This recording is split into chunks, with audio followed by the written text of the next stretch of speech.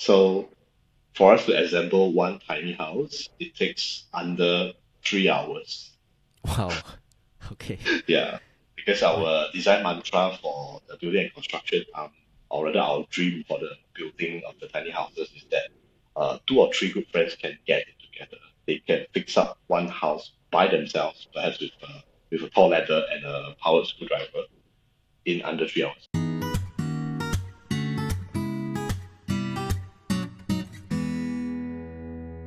Welcome to the iSearch podcast. Today we have Jeff Yeo, the co-founder of Big Tiny, on the show. Today I'll be discussing with Jeff on the story of Big Tiny and how they went from 2 tiny houses to 450 tiny houses in 7 years. So welcome to the show, Jeff. Hey, hi Benjamin, and hi to all you listeners out there. Thank you for inviting me here to be on your podcast. So, let's just have a casual chat and discover what Big Tiny has to offer. All right, so I'm excited for this episode. So could you share the story behind Big Tiny and how did the idea came about and also what inspired you to enter this market? Okay, I would say this whole business is inspired by one of my partner's travels to Australia. That was quite some time back, I think 2016, 2015, that kind of timeline. So he was actually holidaying with his family, Mm. and it was on a farm stay. So what happened was that he was standing at the front of his guest house and looking out to the very nice scenery that was in front of it, and he felt that it relaxes him a lot. So a bit of background about Adrian. So Adrian Wise used to run a tech startup before he joined Big Tidy. So he has a very stressful lifestyle, but he finds that being in that kind of environment relaxes him a lot. So he wanted to bring that same kind of experience to city dwellers from around the world. So when he came back to Singapore, he actually met up with his friend Dave and myself, and Mm. that was how the three of us got together to further enhance the experience for city dwellers to reconnect with nature. But of course, three of us being city dwellers ourselves, we are not ready to sacrifice the creature comforts like aircon, queen size bed, and all that. So we explored using tiny houses, which is a very eco-friendly way of living as well, and then injecting all these feature comforts like the aircon, hot water shower, fully cooked kitchen to ensure Mm. that our guests or our city dwellers have a very good quality night's rest so they can recharge as well. But once they open the doors, nature is just at the doorstep. So that is what we want to do. Because I think, not sure about you, lah, but when people mention about reconnecting with nature, rediscovering nature, first few thought that comes to mind is, oh, I probably have to sleep in a tent. I won't have a good night's rest. Hot, sticky, mosquitoes, no shower, can't bathe properly, can't eat properly as well. So it is about for us encouraging city dwellers to take baby steps towards rediscovering nature. So basically, anytime they feel overwhelmed by nature, it's too hot or there's too many mosquitoes, you can always retreat to a big, tiny house, chill, have a can of beer from the fridge before you go out and explore nature again. So that is actually how Big Tiny started. Okay, interesting. Mm. So how big is the average Big Tiny house? I would say it ranges from 137 square feet upwards to 200 over square feet. So for us, I think we've experimented with a lot of different tiny house designs. I think up to date we have probably 15, 16 different tiny house models that we have deployed. So really small ones, single level ones. We have units with loft as well. Our most popular model, Reyes, is actually single level. It sleeps too comfortably, so the feature of that is that it has a lot of floor to ceiling height windows that allows natural light to come in, and it doesn't feel so claustrophobic. Even though if you think about it, 137 square feet might be a little bit too small, but the amazing thing that we have the feedback from our guests is that when they step in, the very first comment they'll make is always about, oh, it's actually not as small as I thought. And the second comment is, it actually has everything I need for a short-term Mm. holiday stay. Yeah. So that's the rough size. Mm. Right, because you can fit in like what you say, the aircon, the toilet, the bedroom, everything is there, lah. Correct, correct. It's like a very comfortable, Okay. cozy little studio apartment. Hmm. Okay. Interesting story, but how did you guys have like this knowledge, or do you have like a prior knowledge on like construction, like how to construct tiny houses? How did this come about? So funnily that you ask, because all three of us actually have no experience with just tiny house, except for I guess having watched it on Netflix Tiny House Station and all that. Yeah, Wow. but we are trying to marry the concept of ecotourism with the tiny house movement as well. Because for us, few of us, I think we've run businesses before, and what we wanted Mm. to actually set up is a business where everybody wins, so all the different stakeholder wins. So be it, for example, the company, of course, bottom line, that's very important, but we also pay a lot of attention and we try as much as we can to minimize the impact of tourism on the environment as well. And in our very big, Mm. very unique business model, which I think you'll probably ask me about later, we also try Yeah. to work with the local economies to see how we can work hand in hand for a double win. So as of now, of course, it's about providing employment to the countries that we expand into, and also helping their city dwellers to relax during their weekend recharge at our tiny houses. So this was actually how it came. Mm. We do not have prior building knowledge, but we do learn along the way, and then we fine tune and optimize the whole business model. Right. So speaking of the business model, how does the business model of tiny house work? So basically, for us, there are a few stakeholders involved in this business. So of course, for us, it will be our company where we actually design and we build the tiny houses. So for this aspect, we have Built Tiny, which is our building and construction arm. Okay, so this company actually ships and sells worldwide. Okay, and then for us, the Mm. other stakeholder, I guess, would be our land partners. So these land sites where we deploy the tiny houses, they are actually specially curated by our land sourcing team in Australia. So they look for interesting plots of land where uh, there is definitely scenery, there are activities to do for our guests and all that. And then we have our guests. Guests are the people who eventually check into our tiny houses and enjoy the facilities and the surroundings. And then we have the last part, which is actually tiny house buyers. So tiny house buyers buy the tiny houses from us. We help them to ship it to Australia or the other countries that we operate in, and we help them to manage the tiny houses. And they can actually earn competitive rental yields, and then basically working with the land partners, we also have profit share arrangements with the landowners because the opportunity gap that we saw back then was that most of the landowners in Australia, they are farmers. They own very big pieces of land, but they are utilizing probably 20 to 30% of it maximum. So the balance 70 to 80% is just sitting there. And this group of people, they are sort of at the mercy of Mother Nature because if there's a prolonged period of drought or flood, their livelihoods actually gets affected. So we wanted to help them by introducing to them a sustainable source of secondary income.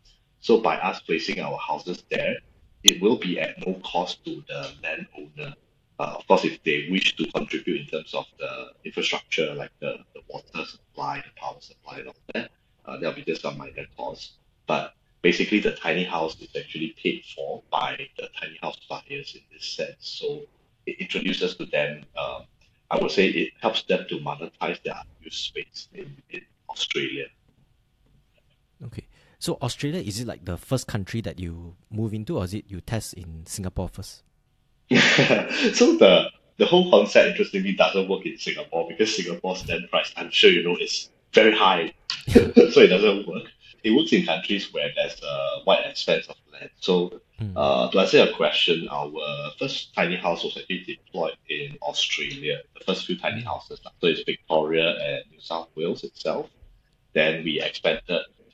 Till date, I think we are in every state of Australia with the exception of Northern Territories. Lah. Then Singapore, we have five tiny houses on one of the southern islands in Singapore, but that is actually in collaboration with the Singapore government and Sentosa Development Corporation. Mm. Yeah. Okay. Mm. And what about Malaysia? Malaysia, we have a couple as well. So we have them in Raub. So for Malaysian listeners out there, you can go and check it out. The stay is really nice. Right, you agree, right, Benju? Yeah, definitely. Because we also have like former staff members, so she went there to stay, and like what you mentioned, she also quite shocked when she first stepped into it and she saw, how come it's like it looks everything that there's everything is there already, and it doesn't look as small as what she expected lah. That was the feedback. Mm-hmm. Yeah. So Great. so far in Malaysia is Raub only, right? That's right. Okay. So let's say if for Malaysian listeners who wish to book a stay in Raub, how can they book? So they can head on to our website, which is at www.tinyaway.com. So on the website, you'll see not only the tiny houses in Malaysia. So when you guys actually go overseas for your holidays or business trips, you can also check out our website where we actually show the different countries that we are in currently. So on top of Malaysia and Singapore, we also have Taiwan. We also Mm. have Australia, New Zealand, even in European countries such as Italy, France, and all that as well, Portugal, Spain, Sweden. Yeah, so quite a number. And then of course, these are singular sites. So basically, one or two, three tiny houses on one plot of land. Basically, we also expanded to include a larger scale sort of escape, which we term tiny away escape. So these are sites where there's 30 tiny houses on one singular plot of land. And this can be found in Victoria in the Grampians region. So imagine waking up with a view of the Grampians in front of you and the sun Wow. rising. Okay. So Big Tiny has gone from like two tiny houses to 450 in just 7 years, and with presence in like 16 countries at the moment. So what are the key strategies that have contributed to Big Tiny's rapid growth? Okay, I would say it's about basically optimizing along the way. So really putting your strategy into action and not thinking as much, I would say, because sometimes if you are too cautious and all that, you will always be stuck in the planning phase. So it's about how you could go in with mitigated risk, of course, in your decision making, and then fine tuning your business model along the way. And then when something works, for example, you could actually duplicate that and scale up quite quickly. Yeah. So for example, perhaps just to share a little bit more so the listeners can take away something. Uh, so for us, if it's a new market or a new state that we are expanding into or a new region, what we do is we always start off with one tiny house first. So we deploy that tiny house. We list it up on our own website at tinyaway.com. We also have them listed on nine other major accommodation booking websites like booking.com, TripAdvisor, Expedia, all that. We monitor the occupancy rate for the upcoming months and we determine whether the occupancy rate is healthy.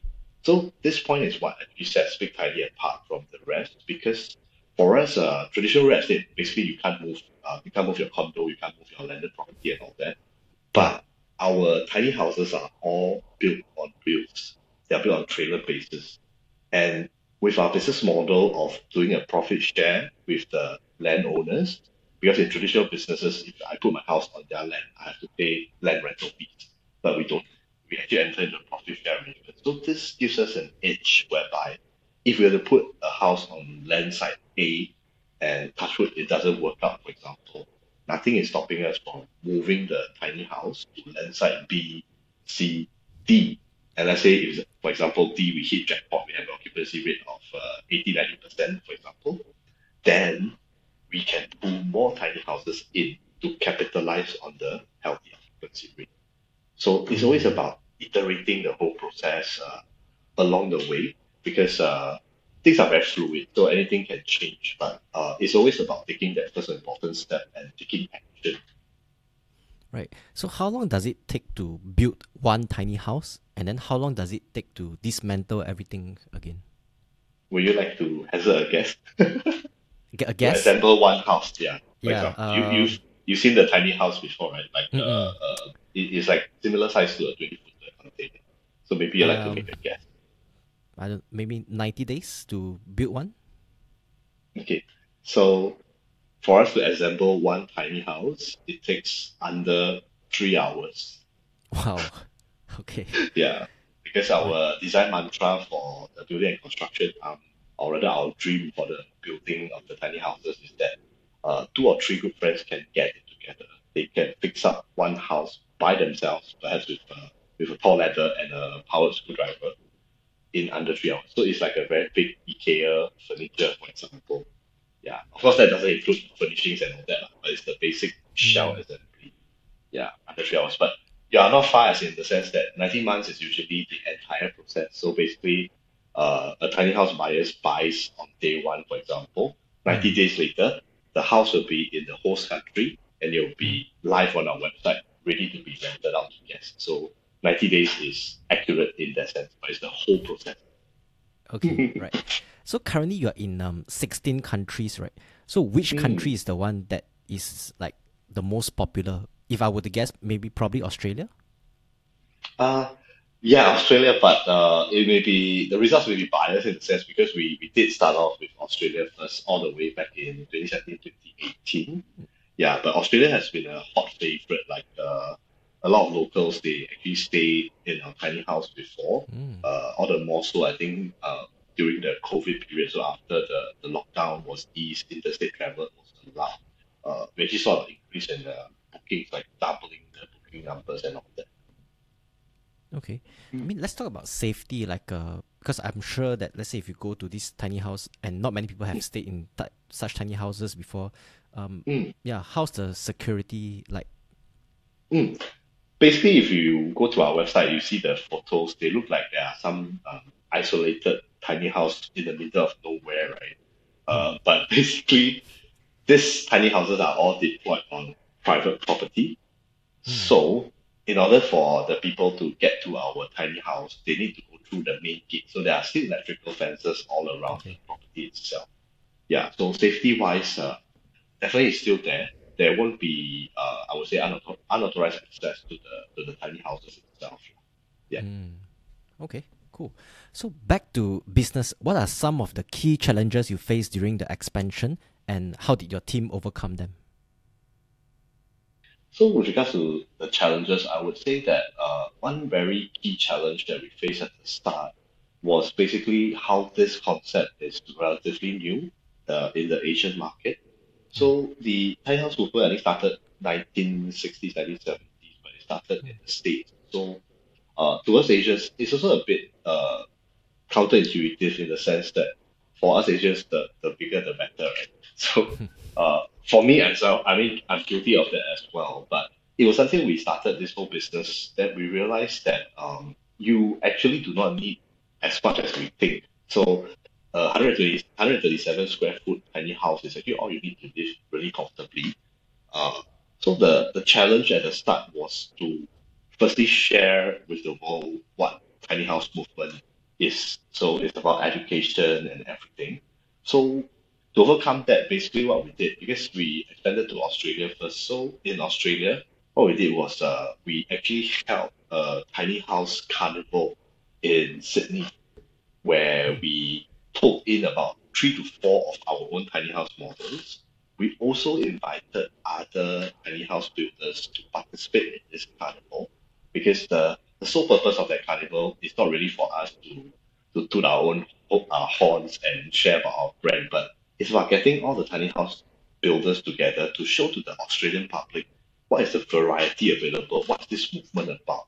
So we also had the tiny host of the tiny house nations from Netflix graced this occasion. So John and Zach flew down from the States. We had a very famous New Zealander YouTuber as well from Bryce Langston from Living Being in a Tiny House. He also flew in.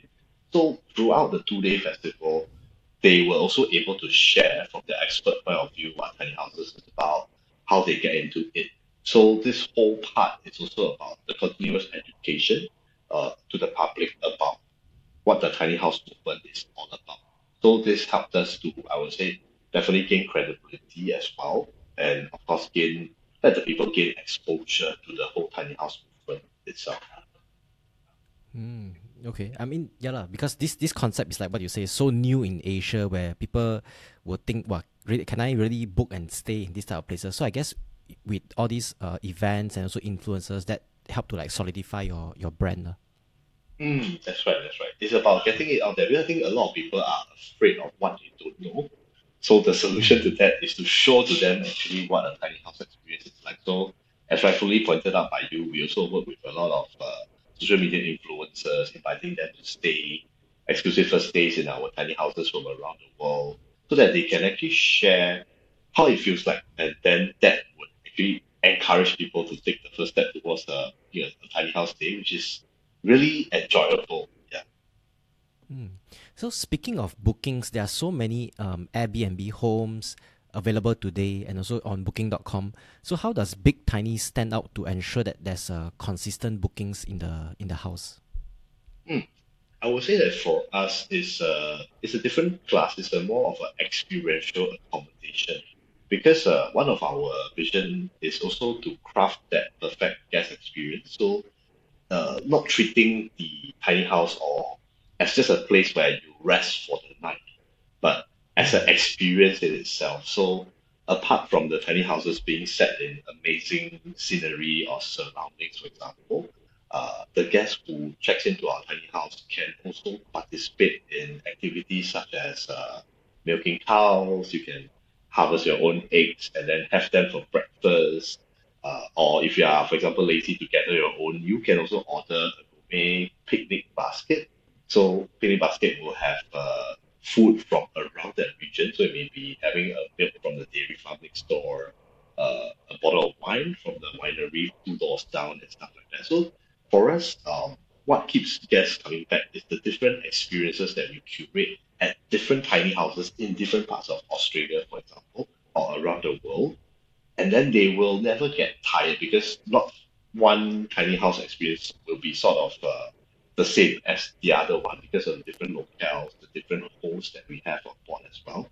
So it's always about giving them a fresh experience, fresh memories, and all that. So that's what I think keeps them coming back, as well as the local authentic experience. Because I think a lot of times now the trend is trending towards authentic experiences, so not really going to the very touristy parts where you do the same thing that other tourists do, for example. So ours is focused on curating all these authentic experiences, so that people from the other parts of Australia, they come to this part, maybe they don't know what's the local culture like, so they can also experience it for themselves firsthand. Okay. Yeah. So like with real estate prices have been increasing every year. So big tiny houses is still in like a very affordable range. Can people buy tiny houses from you and stay there as their own property? Okay, so to be transparent, okay, we did increase the price of our tiny houses. So when we first started, it was about 80,000 Sing, okay, but because of the pandemic itself, the cost of the raw materials really shot up. I think it shot up by about 70%, if I'm not wrong. Cost of shipping also shot up about 50 to 60%. So we were also sort of forced to increase our prices. So it is increased up to 90K now, just to make sure that the whole business is sustainable. Yeah. Mm. But back to your question, technically speaking, yes, you can. And that is not only because of the price. I would say the speed of construction is relatively fast, or definitely faster than traditional housing as well. And the other part which we have not touched on is actually the tiny house.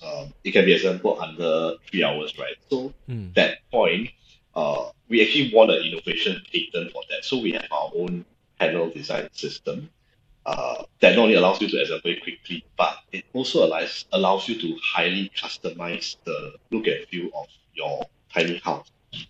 Why I say that? So imagine it's like a Lego play set where a tiny house, the normal size one is made out of 14 panels, so like five at the side, two here, and then the roof and everything. But if you want a bigger house, for example, all it entails is 5 more panels, so you could have like 15 panels across, 15 panels up, and all that. So yes, it is possible to buy a tiny house and stay in it, provided that the land you put the tiny house on is belonging to you, lah. Oh, so first you have to buy a land first, then only you can build Mm, tiny house on top of the land, right? correct. Because in our Okay. model, it's a short-term holiday rental, so we do Mm. work with the on a profit share basis with the land partners. Mm, Okay. Right. mm. Got it. So before we end, what are some future plans for Big Tiny that you can share with us? So in terms of future plans, I would guess it will still be concentrating primarily in Australia to have more Mm. tiny houses there, have more bigger scale escape projects in Australia. But it's also all about expanding into other countries that we are not in currently. That's one. And then we are also looking at curating different kinds of experiential accommodation spaces as well. So these are the few things that we are looking at in the future. And on top of that, the third aspect is the environmental aspect. So as of now, most of our tiny houses, they have solar panels, they have Mm. food digesters in them for the Singapore ones. So we are also looking at doing further R&D into this eco technology, where we're looking at harvesting on top of the solar energy, we're looking at green energy as well, and even converting the atmospheric humidity into water that we can use. Yeah. Mm. Okay. Right. So thanks, Jeff, for coming onto the show. Check out Big Tiny down below, and I'll see you in the next episode for part 2, where we'll talk about the unique tiny house ownership program. So yeah, thanks, Jeff. Thank you so much, Benjamin.